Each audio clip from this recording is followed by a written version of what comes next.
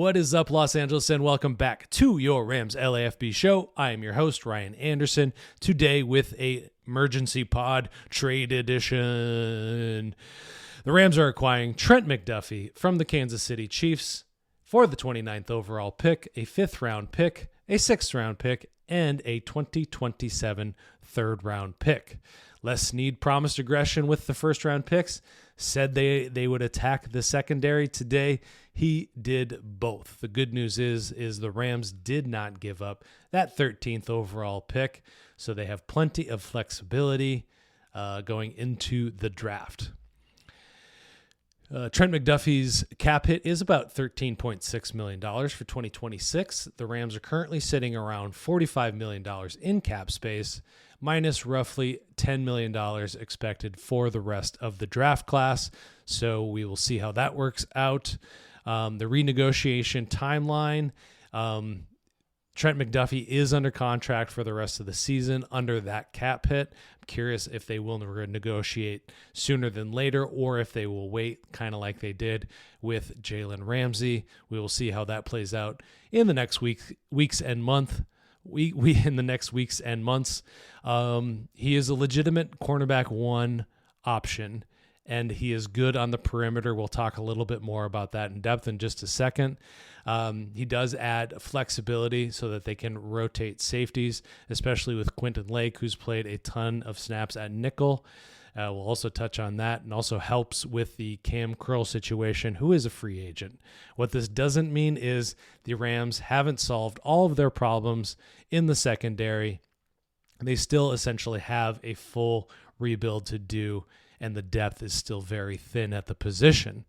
So let's touch on that inside versus outside debate with Trent McDuffie. It is a bit of a misconception. There's a lot of talk that Trent McDuffie is just a slot guy, but he's actually even more efficient on the outside, if not more elite on the outside. So 56% completions allowed over his career on the outside, and 2 interceptions there.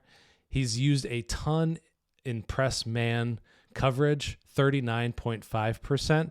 That's very important for the Rams. They really, really struggled in press man and in man coverage. They just pretty much lacked the size at the position.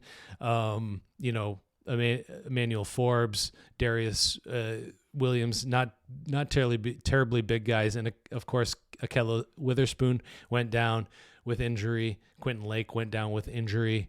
So that all affected that. Compare that to the slot. So on the outside, he has 56% completions allowed, 69% completions allowed in the slot. Obviously, there's a lot of differences between the two positions, but those numbers are true. That said, McDuffie has 7 forced fumbles and a higher tackle rate. Outside lets him control releases, squeeze receivers to the sidelines, and dictate timing. Slot increases his activity, but lowers his coverage efficiency. So the Rams do get both with that, and that allows for lots of flexibility. And the good thing about that is it frees up Lake, and it helps manage Curl's likely departure in free agency. Chris Shula can now be more aggressive in his coverages, and the perimeter is now playable instead of a liability. So all good things there. Just to touch on Quentin Lake a little bit more, Quentin Lake played 65% of his snaps at nickel. Also has a lot of free safety and box experience. Most effectively, he's been used at free safety with box boosting, tackling, and impact.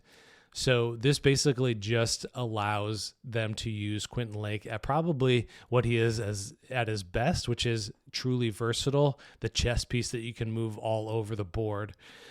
There is a reality check at depth, though, with only Emmanuel Forbes and Darius Williams under contract. There is lots of smoke around the idea that they will cut Darius Williams to save about $7.5 million against the cap, which would be a huge savings, and obviously have what McDuffie does bring from a cap hit perspective. So the big picture takeaway is Les Snead promised aggression. He delivered a corner who restores the perimeter structure. He is not a complete rebuild. This room still needs plenty of help, but it's a foundational step in the right direction. More steps are coming. Keep an eye out for free agency, which is coming in just about a week, and keep an eye out for the draft as well.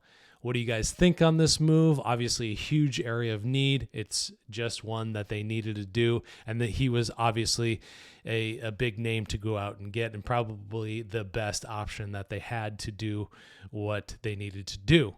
As always, thank you guys for tuning in. Always appreciate you watching and all of the feedback that you do give. And we will see you next time. We have Draft Talk coming on Thursday, and we're going to do a free agency show with Aaron Coscarelli. So keep on a lookout for that, and like and subscribe if you're liking what you're seeing from us. Appreciate you guys as always. Until next time.